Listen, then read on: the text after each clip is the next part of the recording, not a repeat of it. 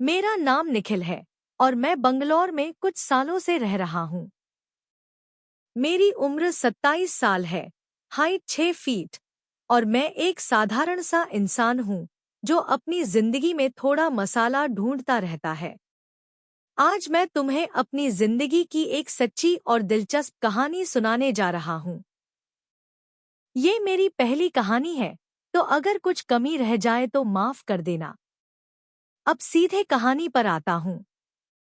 मैं बंगलौर में एक अपार्टमेंट की पहली मंजिल पर रहता हूँ। मेरे ऊपर दूसरी मंजिल पर अंकुर, उसकी पत्नी कंचन और उनका छोटा सा बच्चा रहते हैं। अंकुर के साथ मेरी अच्छी दोस्ती थी। हम वीकेंड पर अक्सर साथ बैठकर गपशप करते और हल्की फुल्की ड्रिंक ले लेते। कंचन से भी मेरी अच्छी जान पहचान थी। वो बहुत हंसमुख थी और कभी-कभी हमारी बातों में हल्की फुल्की मजाक मस्ती भी हो जाती थी, जैसे देवर भाभी वाले चुटकुले। कंचन की खूबसूरती का कोई जवाब नहीं था। उसका लंबा कद, चमकती गोरी त्वचा और वो कातिलाना मुस्कान हर किसी का दिल जीत लेती थी। एक बच्चा होने के बाद भी वो खुद को बहुत अच्छे से संभालती थी। उसका स्टाइल, उसका बोलने का अंदाज और वो आत्मविश्वास सब कुछ कमाल का था।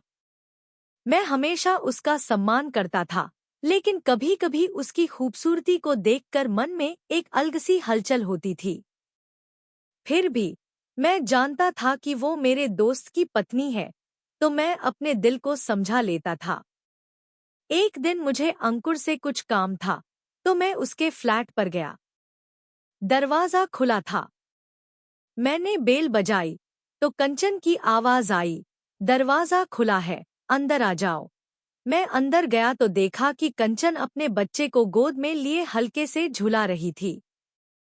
उसने साधारण सा सलवार सूट पहना था, लेकिन उसकी सादगी में भी एक खास आकर्षण था।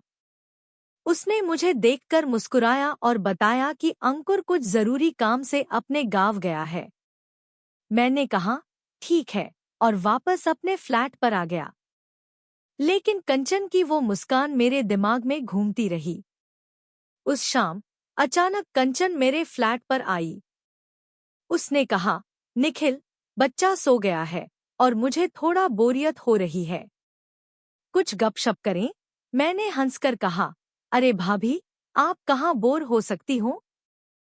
चलो, बैठो। हम दोनों सोफे पर बैठ गए। उसने हल्का सा सलवार सूट पहना था और उसकी चूड़ियों की खनक कमरे में एक अलग सा माहौल बना रही थी।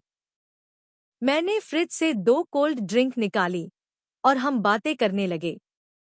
बातों बातों में कंचन ने बताया कि उसे अंकुर की गैरमौजूदगी में अकेलापन महसूस हो रहा है।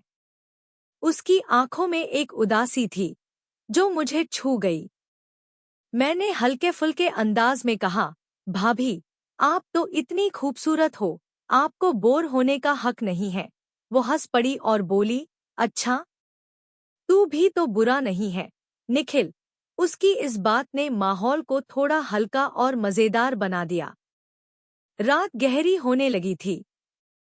हमारी बातें अब थोड़ी निजी हो रही थी। कंचन ने बताया कि शादी के बाद उसने अपनी कई इच्छाएं छोड़ दी थी, जैसे देर रात तक दोस्तों के साथ गपशप करना या बेफिक्र होकर हंसना। मैंने उसका हौसला बढ़ाया और कहा, भाभी, जिंदगी तो अभी बाकी है। थोड़ा अपने लिए भी जियो। मेरी बात सुनकर वो मुस्कुराई और उसकी मुस्कान में एक अलग सी चमक थी।